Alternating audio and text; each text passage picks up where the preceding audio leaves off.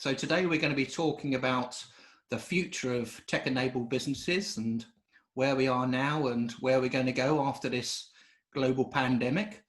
And of course, in consideration of the situation we're in now, we're doing this both from our home offices.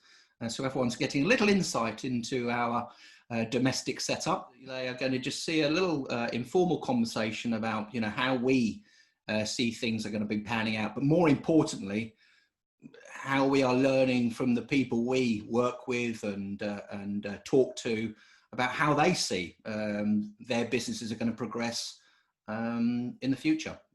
As I said, from the people we talk to and work with, what do you think the basic or the major impact has been as a result of this current pandemic? I think there are some generalities which pretty much apply to everybody in almost whatever business they're working in. There's an awful lot of working from home, and we've all been doing it for long enough now for it almost to become an accepted routine. I think more specifically for tech-enabled businesses, it's very dependent on the impact's been very dependent on what sector they're serving. There are some sectors which are never going to be the same. Think travel and aerospace, for example. It's hard to see them anytime soon returning to what was going on at the start of the year. So it very much depends on what sector you're in.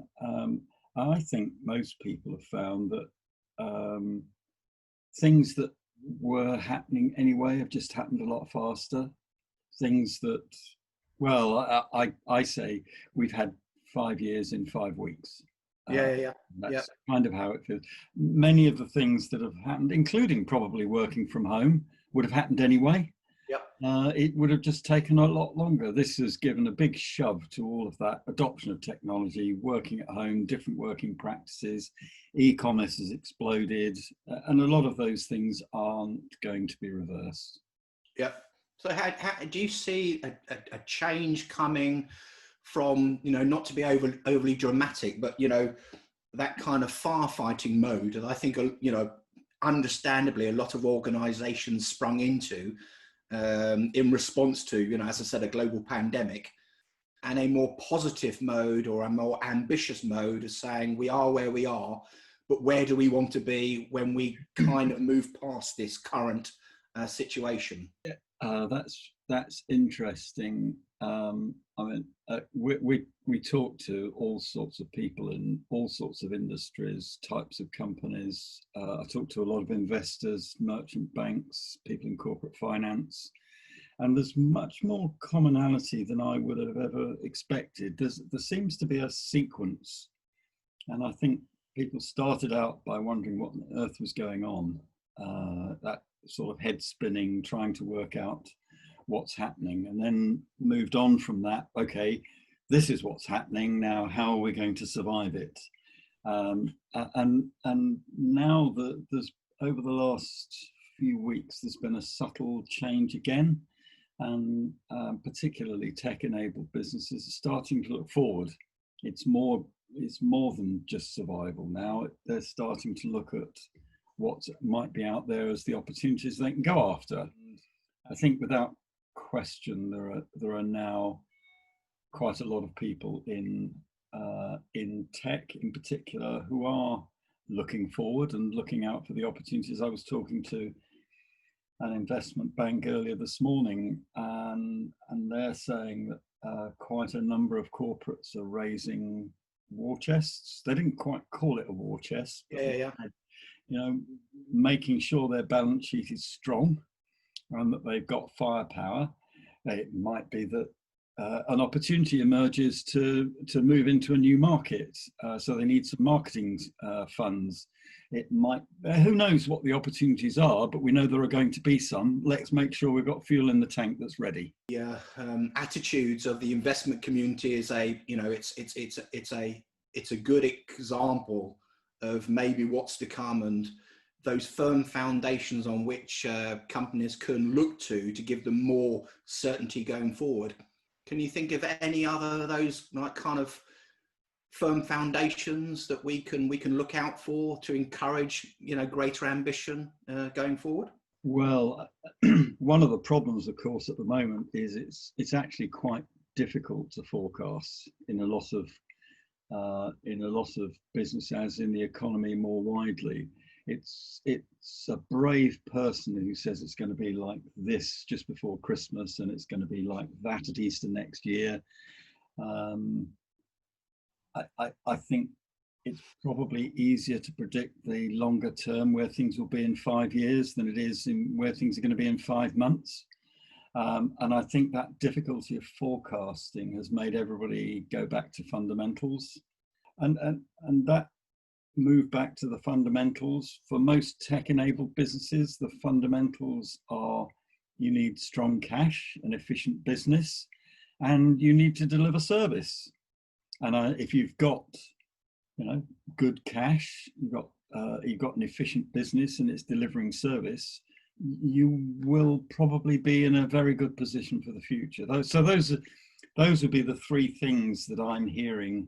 Yeah, absolutely. I think service is a common value that probably stretches across all business sectors. But I'm just wondering, in your conversations with a whole range of organisations, and of course our viewers today will be from all walks of life and all walks of business. Are there any specific areas of interest emerging that you think, we can learn from, or, find out best practice, how we're going to move forward into the kind of next phase of business? I do think that generally business is falling into two camps. There's the hunker down, do what we're doing and do it well. And there's the, we need to innovate, we need to do new things, there are new opportunities, we need to chase those. Those two mindsets suit different situations, and they don't mix terribly well, because one is essentially, let's keep doing what we're doing and improve it all the time. And the other is, let's forge some new ground here. Interesting, some of the sectors that are being pushed the hardest is where there's necessarily a big push for innovation. You look at what some restaurants are doing, I think that's absolutely fascinating.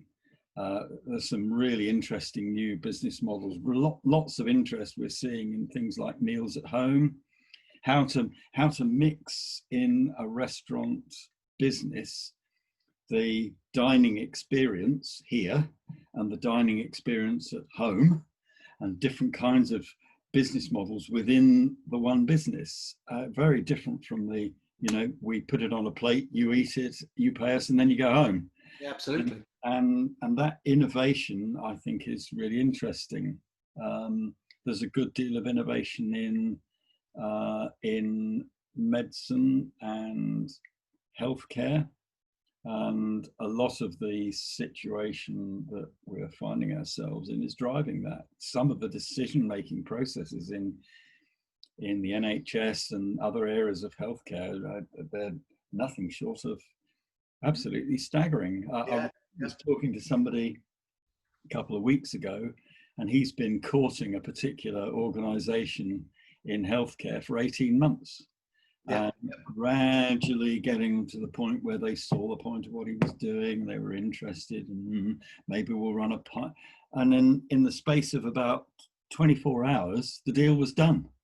They needed to do it. They couldn't afford to spend any more time on it.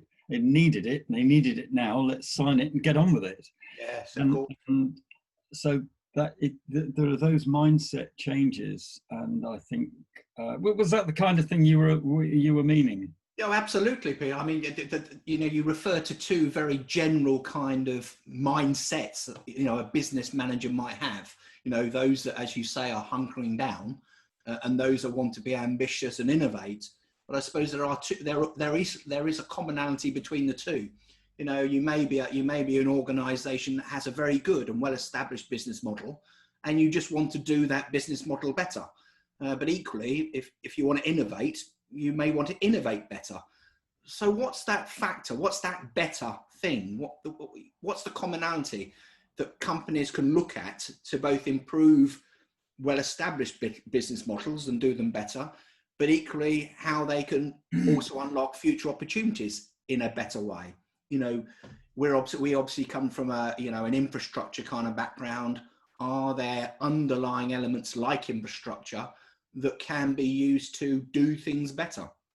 So the most lively people that I've met are the people who arrive at this post-pandemic or mid-pandemic world with an open mind and energy.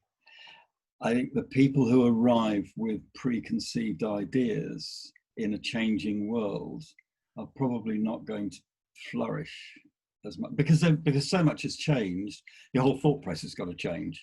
You can't apply the things that have worked so well over the last 5 years to a situation like this, because it's not the same. And if the situation isn't the same, you almost certainly can't apply the same techniques. So the people that I've seen who are the most exciting and who are the most energetic are the people with those open, energetic minds. And there's lots of opportunity around. There is a time of change is a time of opportunity, but you have to be alive to what that change means. And when you're traveling at 100 miles an hour, do you spend time looking in the mirror to see what's behind you? And the answer is no. You look at the windscreen and you be very careful of the potholes, spotting them far enough in advance so you can steer around them. Yeah. What's behind is a different world, and that's very much what this feels like. Yeah, absolutely. But I suppose as you're rushing forward at 100 miles an hour, looking through your windscreen, looking forward, I suppose you're hopefully keeping an eye on the oil pressure, making sure that the engine that's propelling you forward, remains fit for purpose, remains efficient, and cost effective. It's not going to cost you loads of money if it breaks down. And I say break down because obviously we don't know if we've passed out of this pandemic or, how we are going to pass out of it. And what companies may or may not have to do as we, progress going forward. So, from an oil pressure kind of perspective, what kind of best practices, should organisations be keeping a watching brief on, I suppose.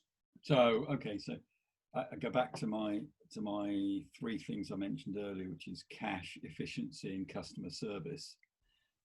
I would add to that flexibility and choice. Yeah. In a time of change, you never know what choices you may have to make. So you better have flexibility and choice so that you can make them if you need to. But yeah, you come back on those fundamentals that you need to give yourself strong cash and you need to make sure that you're efficient. And efficiency in this world isn't necessarily what it used to be. Yeah. I've spoken to several businesses that have come back from furloughing to find they were probably overstaffed to begin with. Well, yeah. Okay, maybe you should be looking at outsourcing to make sure that you're really getting yourself as efficient and flexible as possible. Maybe that's a way forward. Instead of doing everything in-house, because we always have, look at this as a way of leveraging yourself, making yourself much more efficient, but also more nimble. We're in the cloud business, and there was a time not that long ago when people would say, "Oh, I just put everything in Azure or everything in Amazon or whatever it is." Well, that kind of blanket, we do everything this way kind of assumption probably isn't suited to a changing world like this. Maybe the things in Amazon aren't all actually precisely what, maybe you need this bit of Azure and that bit of Amazon, who knows? Yeah. The ability to flex to circumstances and the mental agility to keep on top of these things as things move. So do you think it's a fair observation to say that potentially our attitude towards choice and flexibility has changed as a result of this? There's no question that old preconceptions, if you like, have been set aside. This is a big time of change. Yeah. And the people who adapt to that most quickly are the ones that are going to be thriving most quickly. Absolutely.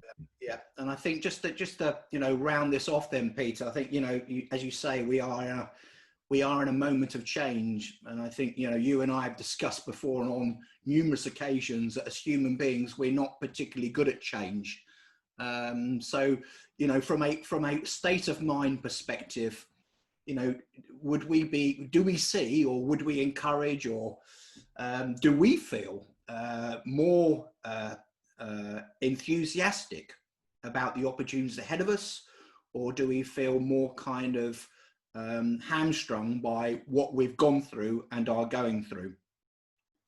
Well, most people in tech are excited by change, and I've been in tech for more decades than you've had hot dinners. and to me, change is what it's all about. It's incredibly exciting, and trying to find the edge, trying to find that extra bit of opportunity. You're continually trying to live the moment and see round corners, pick your own analogy.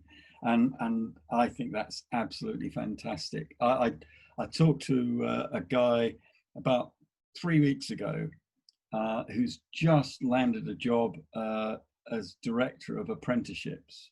Well, can you think of a time in our lifetime when there has been the opportunity that there is right now in apprenticeships? He's got his finger right on the moment. Yeah. And, you know, seeing the opportunity and seizing it in a time of change and hanging on.